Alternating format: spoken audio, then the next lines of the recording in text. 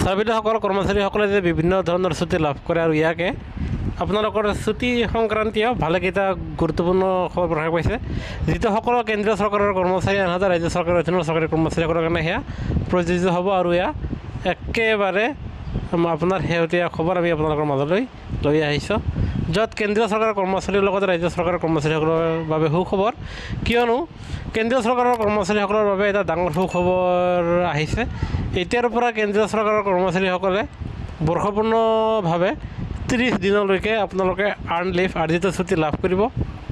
আৰু এই ছুটি ব্যক্তিগত কাৰণ যেনে পিতৃ মাতৃৰ পৰিচয়ৰ ক্ষেত্ৰতো ব্যৱহাৰ কৰিব পাৰিব।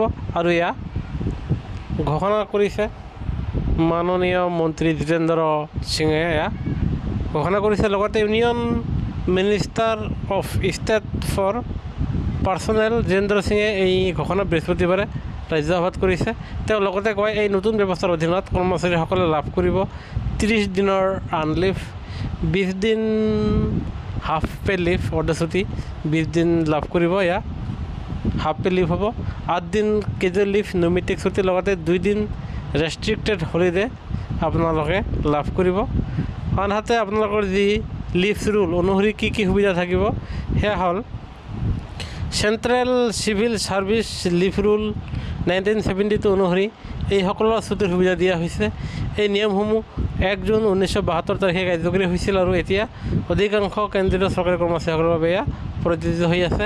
ইয়াৰ বাদেও কৰ্মচাৰীসকলে বহুত ধৰণৰ ছুটি লাভ কৰে আৰু সেই ছুটিসমূহ হ'ল, এয়া চাব আপোনালোকে earn leave, half pay leave, commuted leave, leave not 2, extra ordinary leave, maternity leave, paternity leave, child care leave, study leave, special disability leave, children sick leave, hospital leave আৰু ডিপাৰ্টমেণ্টেল লিভ আপোনালোকে লাভ কৰে। আৰু আপোনালোকৰ ছুটি কেতিয়া জমা হয়, এই ছুটিসমূহ বছৰত দুবাৰ অৰ্থাৎ 1 জানুৱাৰী আৰু 1 জুলাই তাৰিখে কৰ্মচাৰীৰ লিভ একাউণ্টত জমা হয়।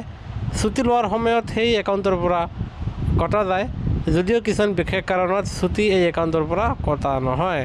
আনহাতে এক্সট্ৰা অৰ্ডিনাৰী ইনষ্ট্ৰাকশ্যনৰ অধীনত যি ছুটি আছে সেয়া হ'ল casual leave, restricted holiday, compensatory off আৰু স্পেচিয়েল কেজুৱেল লিভ আদি নিয়ন্ত্ৰণ চৰকাৰে সময়ে সময়ে জাৰি কৰা এক্সিকিউটিভ ইনষ্ট্ৰাকশ্যনৰ জৰিয়তে কৰা হয়। এই ছুটিসমূহ ব্যক্তিগত কাৰণ, বিশেষকৈ বৃদ্ধ পিতৃ মাতৃৰ পৰিচয়ৰ ক্ষেত্ৰতো ব্যৱহাৰ কৰিব পাৰি। উল্লেখযোগ্য যে এই নতুন ছুটি নিৰি কেন্দ্ৰীয় চৰকাৰী কৰ্মচাৰীসকলৰ লগতে বেলেগ চৰকাৰী কৰ্মচাৰী আৰু সাৰ্বভৌম সেৱাৰ সদস্যসকলৰ বাবে আপোনাৰ এয়া তেওঁলোকে লাভ কৰিব। আৰু এই ছুটি সম্পৰ্কীয় ভাল খবৰ দিছে, আৰু যিটো আমি আপোনালোকৰ মাজলৈ লৈ আহিছোঁ আৰু এই নটিছখন আমি আপোনালোকক দেখুৱালোঁ। সেয়েহে কৰ্মচাৰী পেঞ্চনৰ প্ৰতি খবৰ আমাৰ চেনেলটো ছাবস্ক্ৰাইব কৰিবলৈ নাপাহৰিব। ধন্যবাদ।